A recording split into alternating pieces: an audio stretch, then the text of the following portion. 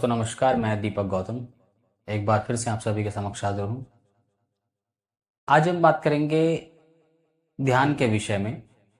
हालांकि इस पर मैंने पहले भी कुछ वीडियोस बनाई हैं, लेकिन आज हम थोड़ा विस्तार से इसको समझने की कोशिश करेंगे और समझेंगे कि ध्यान क्यों हमारे लिए बहुत ज़रूरी है, हमारी साधना के लिए, हमारी रेकी मेडिटेशन या जो कोई भी आप स्पिरिचुअल अभ्यास करते हैं, प्रैक्टिसेस करते हैं, उन सभी के लिए।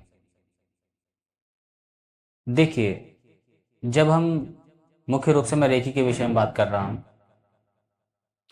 जब हम रेकी अटेनमेंट किसी मास्टर से लेते हैं, लेने के बाद अपनी हीलिंग करते हैं, तो हम असल में इसमें कौन होते हैं? हम इसमें एक चैनल होते हैं, एक मीडियम।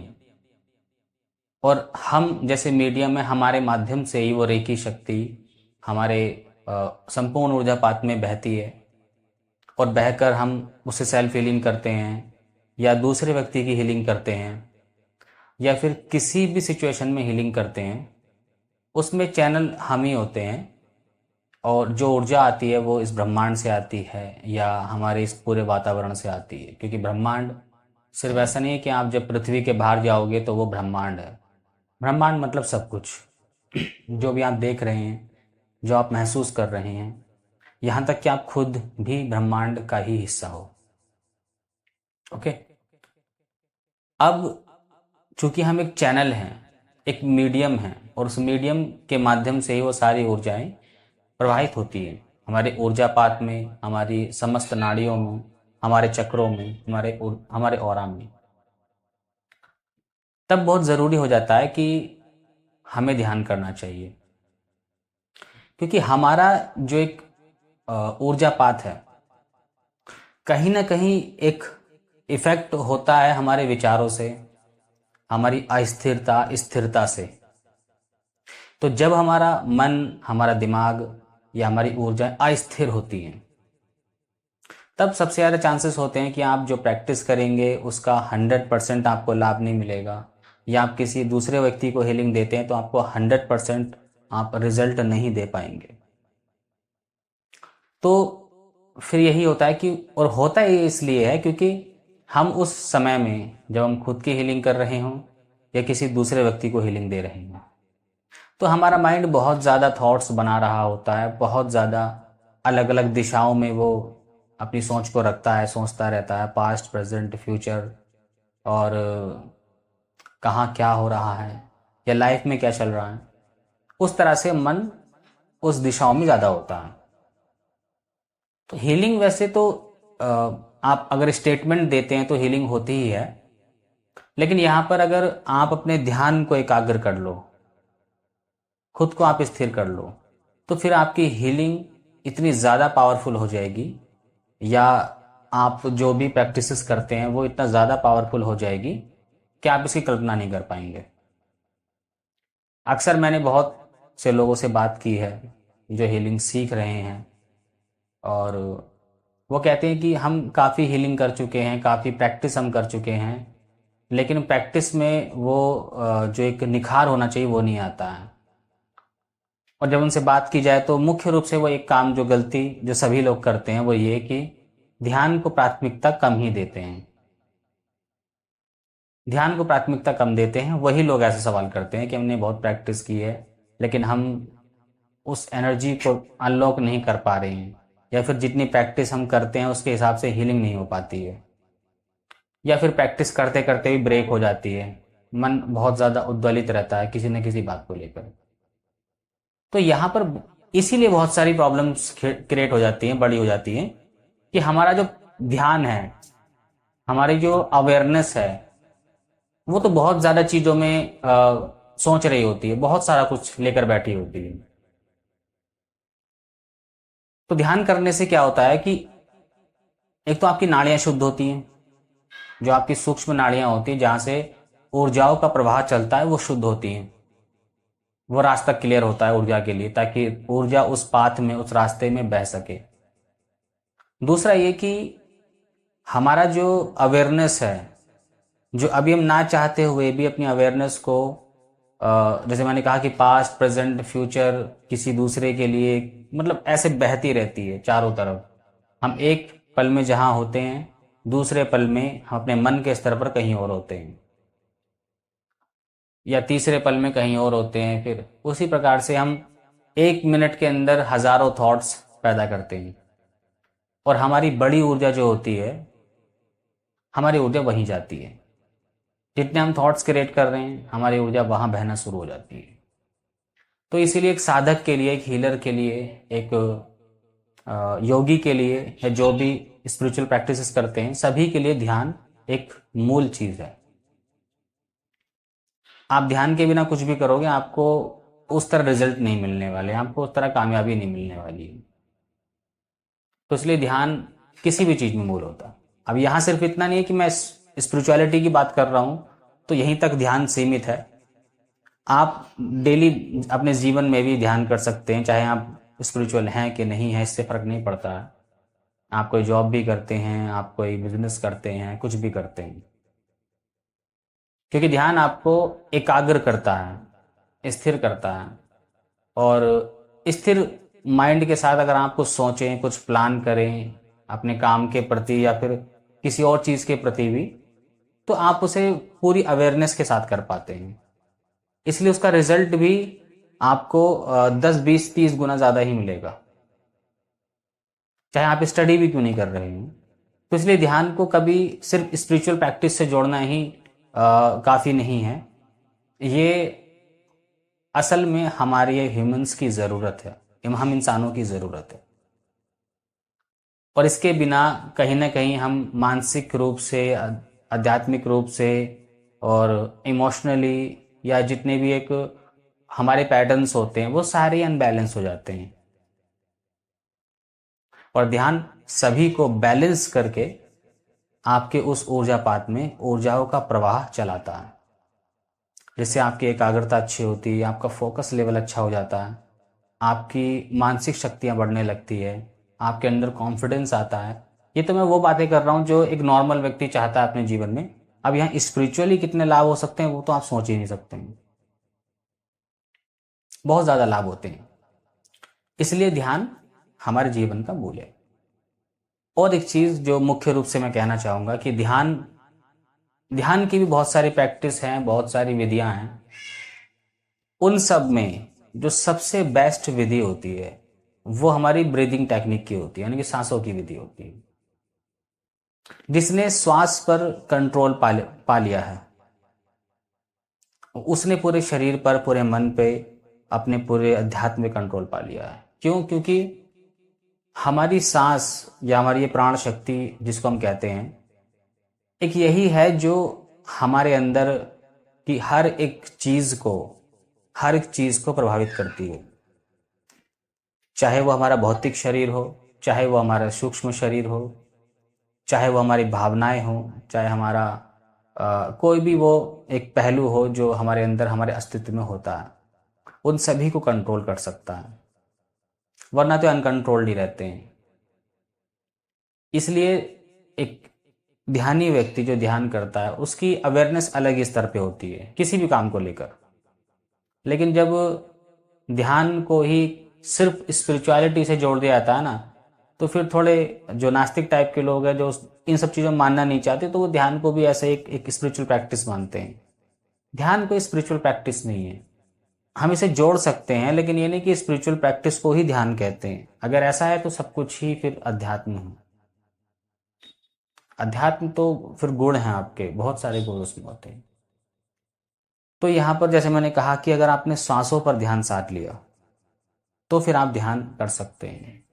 फिर आप ध्यान में आपका कोई जोड़ नहीं मिलेगा, या फिर कोई विधि आपको अपनाने की जरूरत नहीं है। ये एकमात्र एक ऐसी विधि है जो सबसे ज्यादा लोगों पर, मैं कहता हूं कि 90% लोगों पर ये काम करती ही करती है। और इस स्टार्टिंग में थोड़ी अटपटी लगती है, कि स्टार्टिंग में लगता है कि बार बार सांसों पर ध्यान देना, और वो लय टूट जाती है बार बार, तो फिर दूसरे थॉट्स आने लगते हैं। तो स्टार्टिंग फेज में होता है। जैसे मैंने पिछली ऑडियो में आपको क्या समझाया कि हमारे पास वो हमने एक पैटर्न बनाया हुआ ना हर चीज़ का। अपने सोचने का, विचारने का, हर चीज़ का। तो अब जब उस पैटर्न पे कोई चीज़ प्रहार करेगी, एक ऐसी सकारात्मक चीज़ जो आपके पूरे ऊर्जापात को बदल सकती है, तो कहीं ना कहीं एक समस्या तो फिर ये खड़ी होनी है ना कि मन नहीं लगता है, उच्चाटन होने लगता है, ध्यान नहीं हो पाता। इसलिए साधक वर्ग में भी मैंने देखा है कि भले किसी को मंत्र जाप करने के लिए कितना भी दे दो, कि आप इसको 1.25 लाख मंत्र जप कर दीजिए, 5 लाख कर दीजिए, 20,000 25,000 कर दीजिए, तो उसमें वो ज़्यादातर लोग तैयार हो ही जाते हैं कि हाँ मैं कर सकता हूँ। लेकिन जब बात ध्यान की आए, तो उसमें चाहे आपको कोई ऐसा नहीं कि उसमें 1 लाख घंटे ध्यान करना, वैसा कुछ ध्यान करना, लेकिन फिर भी इंसान उसको 10 दिन भी नहीं करना चाहता है, इतना ज़्यादा अटपटा लगने लगता है। और यहीं पर कोई भी साधक मतलब पीछे हो लेता है कि यहाँ से मैं नहीं करूँगा, मन ही नहीं लग रहा है, मन नहीं ठीक हो रहा है इसमें। तो यही समझने वाली बातें हैं कि जब ऐसा होने लगे तो इसका मतलब ये आप सही रास्ते पर हो। अब सभी चीज़ों में मन लगे, ऐसा ही आपको काम करना है, तो फिर तो आपको जीवन में बहुत कुछ छोड़ना पड़ जाएगा, क्योंकि आपका मन किस चीज़ में आपको ये भी नहीं पता। आपने अपने मन को किस तरह से प्रोग्राम किया है, किस चीज़ के लिए प्रोग्राम किया है, अभी तो ये भी नहीं पता है ना। तो अभी यही नहीं पता है कि हमारा जो मन है वो किस दिशा में जा रहा है, तो किस चीज़ में लगेगा, किस चीज़ में नहीं लगेगा। तो ये हर वो चीज़ जो हमें अंदर से परिवर्तित कर सकती है, उसमें मन नहीं लगता। आप अपने फूड्स में भी देख लीजिए, जो चीज़ें आपको हेल्थ दे सकती हैं, नुकसान से बचा सकती हैं, अक्सर वो चीज़ें खराब लगती हैं। और अक्सर ऐसी चीज़ें जो हमारे शरीर को नुकसान देती हैं वो अच्छी लगने लगती हैं, क्योंकि हमारा पैटर्न वो बन चुका है। ठीक है, तो वहाँ पर नहीं जाएंगे हम। जैसे मैंने कहा श्वास के बारे में, जो श्वासों पर ध्यान साध लेता है उसका ध्यान बहुत ही अच्छा लगता है और वो बहुत गहराई में ध्यान की जाता है। तो अब इसमें भी कुछ और चीज़ मैं कर लेता हूँ बात, कि कुछ लोग डायरेक्ट ध्यान करने की कोशिश करते हैं। डायरेक्ट मतलब कि उनको वो सीधा आगे बैठ जाएंगे, उनको ध्यान करना है। वैसा भी हो सकता है, कोई असंभव तो नहीं है, लेकिन उस टाइम पर ज़्यादा मन उच्चाटित ज़्यादा होता है जब आप डायरेक्ट ध्यान करने की तरफ बढ़ते हो, क्योंकि उस टाइम पर मन बहुत ज़्यादा, या दिमाग या उलझने बहुत ज़्यादा होती है हमारे अंदर, तो वहाँ पर फिर ध्यान होना बड़ा मुश्किल हो जाता है।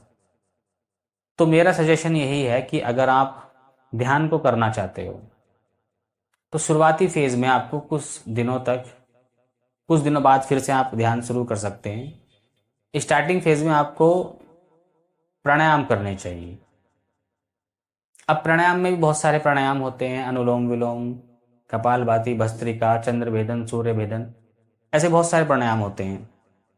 तो आप सिर्फ बेसिक लेवल के प्राणायाम शुरू कीजिए, अनुलोम विलोम और कपालभाति। मैं यहाँ पर कोई पूरी ट्रेनिंग तो नहीं देने वाला हूँ, लेकिन आप आ, किसी योगी गुरु का चैनल देखकर, जो अच्छा सिखाते हैं, समझाते हैं, उनके देखकर कर सकते हो, कोई नुकसानदायक नहीं होता। लेकिन स्टार्टिंग फेज में आप जो काफ़ी बार क्या होता है ना कि जो भस्त्रिका या फिर कपालभाति में स्टार्टिंग में बहुत लोग बहुत ज़्यादा तेज़ी से करने लगते हैं, तो उसको ज़रा बैलेंस करके कीजिएगा, या थोड़ा समझ के कीजिएगा। आपने अगर दो प्राणायाम चुन लेते हैं, अनुलोम विलोम और कपालभाति या भस्त्रिका, इनमें से कोई, हालांकि सूर्य भेदन, चंद्र भेदन भी होता है, वो भी बहुत अच्छा प्राणायाम होता है, लेकिन वो फिर आप अपनी हेल्थ या अपनी सिचुएशन के हिसाब से कर सकते हैं। इन सभी प्राणायाम में मूल रूप से आपकी जो नेगेटिविटीज़ होती हैं आपके सूक्ष्म नाड़ियों में, आपकी 72,000 नाड़ियों में, ये जो अवरोध होते हैं, ब्लॉकेजेस होते हैं, वो रिलीज हो जाते हैं। तो इसमें हेल्थ को लेकर तो बहुत ज़्यादा बेनिफिट होता ही होता है। साथ में जो हमारी ऊर्जा होती है वो बढ़ने लगती है, हमारे अंदर स्थिरता आने लगती है। हम हीलर हैं तो हमारी हीलिंग की पावर तेज हो जाएगी। हम अगर साधक या मंत्र जाप करते हैं तो हमारे अनुभव बढ़ने लगेंगे। तो ये इससे लाभ होता है, क्योंकि यहाँ पर हम अपनी नाड़ियों को शुद्ध कर रहे हैं। वैसे तो हीलिंग से भी शुद्ध होती हैं, उनसे भी करते हैं, लेकिन एक फिजिकल अभ्यास बहुत ज़रूरी है जो आपकी बॉडी को सीधा अफेक्ट करे, क्योंकि हम रेकी में जो कर रहे हैं एनर्जी के स्तर पे कर रहे हैं। तो इसलिए फिजिकली ये अभ्यास होना बहुत ज़रूरी है। हमें फिजिकली जब हम ये अभ्यास करते हैं तब हम एनर्जी के रूप में हम रेकी करें या और भी कोई चीज़ें करें तो फिर वो फलीभूत होती होती हैं। अब ये प्राणायाम के बाद आपकी नाड़ियाँ शुद्ध होंगी, जिससे आपके दिमाग में जितना भी एक होता है ना कि कचरा भरा पड़ा है, ओवर थिंकिंग, बहुत ज़्यादा थॉट्स आते हैं, नेगेटिव थॉट्स आना, या बस एक मन के पैटर्न में उलझे रहना, तो वो कहीं ना कहीं हम उससे निकलने लगते हैं। अब निकलने लगते हैं तो फिर हमें वो अवेयरनेस आती है कि हाँ, हम इससे निकलने के बाद कितना हल्का फील कर रहे हैं, कितना सुख फील कर रहे हैं अपने अंदर। फिर आप ध्यान कीजिए। स्टार्टिंग फेज के मैं तो यही कहूँगा कि 1 से 2 हफ्ते तक आपको लगातार प्राणायाम का अभ्यास कीजिए। फिर आप ध्यान स्टार्ट कीजिएगा, तब आपको पता चलेगा कि पहले हम इसके बिना जब ध्यान कर रहे थे तब किस तरह से रिजल्ट हमें मिल रहे थे, तब किस तरह की चीज़ें हम फेस कर रहे थे, और अब जब प्राणायाम करने के बाद हम फिर से ध्यान करने बैठे हैं तो अभी हम कितना अंतर महसूस कर पा रहे हैं। तो ये आप करना ज़रूर, आप देखिएगा। तो प्राणायाम करने के बाद जब आप स्टार्टिंग में करते हैं, उसके बाद जब आप ध्यान करते हैं तो निश्चित रूप से आपका ध्यान लगेगा ही लगेगा। ऐसा हो ही नहीं सकता है कि फिर आपका ध्यान ना लगे। फिर आप चाहे मंत्र पे ध्यान कीजिए, चाहे सांसों की विधि को प्रयोग में लाइए, या अन्य कोई भी ध्यान जो आपके मास्टर्स, आपके गुरु या आपको कहीं से ही प्राप्त हुआ हो। ठीक है। और ऐसा भी होता है कि बहुत सारी ध्यान विधियों में से हमको कोई एक विधि ही सूट करती है, कि हमें वो विधि ज़्यादा पसंद है, वो विधि से हम ज़्यादा तेजी से कनेक्ट कर पाते हैं खुद को इस भगवान से, ईश्वर से, या फिर शून्यता से, जो भी आप कह सकते हैं ध्यान में। तो फिर आप वही विधि कीजिए। फिर आपको 50 विधि करने की आवश्यकता नहीं है। जितनी भी विधियां हैं वो सारी सभी के लिए नहीं होती कि हमने सारी विधियों को अपना करके खुद को साधना। नहीं, अगर एक विधि आपको लगता है कि इस विधि से मेरा मेडिटेशन, मेरा ध्यान बहुत अच्छा होता है, तो फिर आपको वही विधि अपनानी चाहिए। बाकी सब विधि का आपके जीवन में कोई रोल नहीं, कोई काम नहीं है। वो विधियां भी यही करेंगी, ये विधियां भी वही कर रही है। बस फर्क सिर्फ इतना है कि ये आपको सूट करती है, वो आपको सूट नहीं करती है। अब किसी अपनी विशेष विधि की अपनी कुछ विशेष लाभ हो सकते हैं कि इसके लाभ इस दिशा से होकर के निकलते हैं, और इस विधि से जो ध्यान होता है वो इस दिशा से होकर के निकलता है, लेकिन मूल रूप से हम काम अपने ध्यान पर ही कर रहे हैं। हम अपनी ऊर्जा को ही बढ़ा रहे हैं, हम अपनी सोई चेतना, जो डिवाइन चेतना, उसको ही जगा रहे हैं। और जो एक जो वातावरण जो हमने अपने विचारों का बनाया है, या जो बन जाता है, जो हमारे लिए ठीक नहीं है, वो खुद में खुद ही टूटने लगता है। तो इसलिए प्राणायाम बहुत ज़रूरी है। उसके बाद आप ध्यान कर सकते हैं, ध्यान बहुत ज़रूरी है, और हीलिंग बहुत ज़रूरी है। उसके बाद दुनिया की कोई भी साधना, कोई भी मंत्र, कोई भी चीज़ें आपके लिए मुश्किल नहीं रह जाएगी। ठीक है। तो अगर आप कंटिन्यूसली इस चीज़ को करते हैं तो आप खुद में वो बदलाव देख सकते हैं कि मेरी ऊर्जा में कितना बदलाव आया है, कितना ज़्यादा बदलाव आ चुका है। इतना ज़्यादा बदलाव आ जाएगा कि आप सोच नहीं पाएंगे।